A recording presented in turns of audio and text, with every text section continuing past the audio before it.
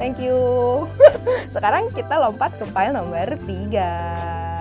Halo Sobat PR yang udah pilih file nomor 3 tentang potensi yang tersembunyi di dalam diri kamu. Yuk kita coba prediksi file nomor 3. Apa potensi yang tersembunyi di dalam diri kamu? Kita buka kartu tarotnya dulu. Ada Two of Swords. Lalu ada Hangman. Ada The Hangman dan yang terakhir King of Swords. Sword ya. Oke, sebentar. Oke, yang sudah pilih file nomor 3, ayo kita reading. Yang pertama ada kartu Two of Swords. Kamu orangnya bimbangan. Kamu orangnya gampang dilema. Pokoknya dalam hidup kamu tuh dikit-dikit kamu cepet banget dilema gitu.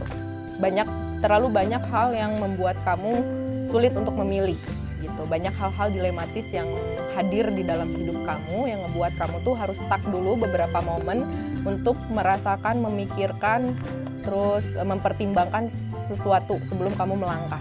Nah, di sini memang yang ngebuat kamu agak terhambat untuk bisa lebih menemukan apa sih potensi yang ada di dalam diri kamu. Padahal sebenarnya jiwa kamu itu lebih ke pejuang ya, karena ini swords gitu ya. Kamu mau berjuang ke kanan apa ke kiri gitu.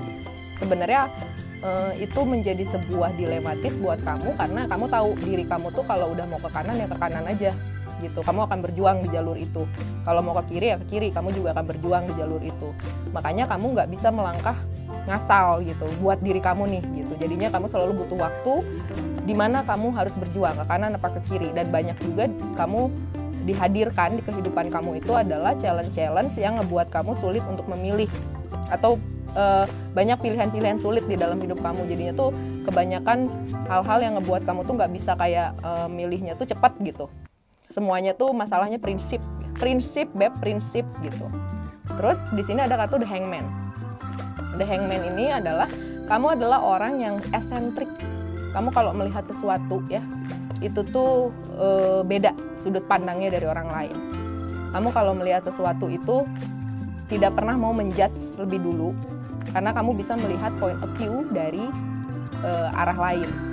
Jadi kamu ngelihat dulu segala sesuatunya, kamu nggak mau melihat sesuatu tuh sama gitu, sama dengan yang lain. Dan itu adalah sebuah potensi sebenarnya, dimana kamu itu akan lebih percaya dengan diri kamu untuk menilai orang lain atau menilai sesuatu dengan cara kamu gitu, dibandingkan kamu hanya mendengar atau kamu korban gibah ya, korban giringan opini gitu. Kamu nggak kayak gitu orangnya.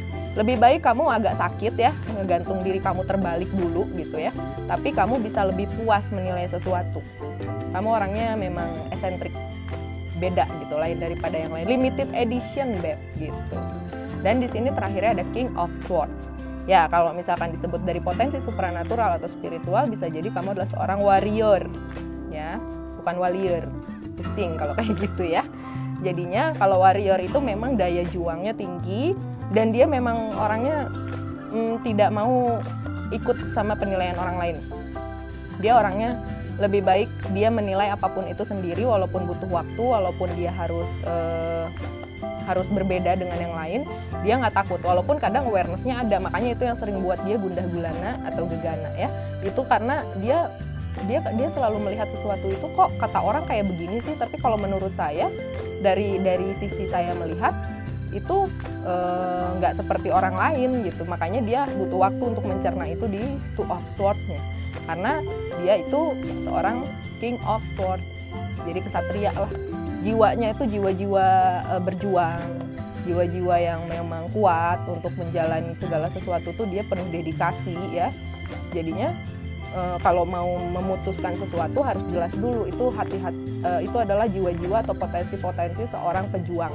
Jadi kamu tuh akan memperjuangkan apapun sampai tetes terakhir gitu ya, hingga tetes terakhir gitu.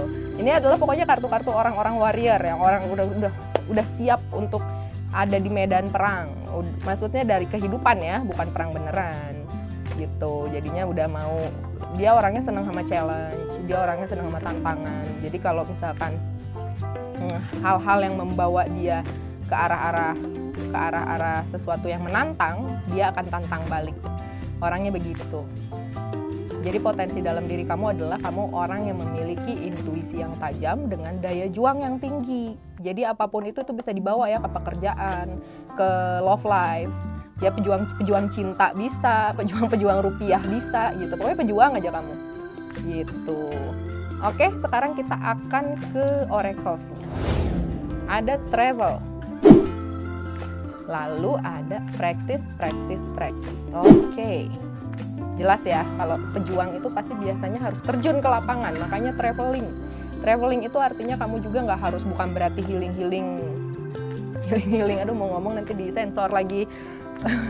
Healing yang nggak jelas ya, tapi lebih ke kamu lebih berani untuk mencari pengalaman baru, mencari sebuah experience yang baru.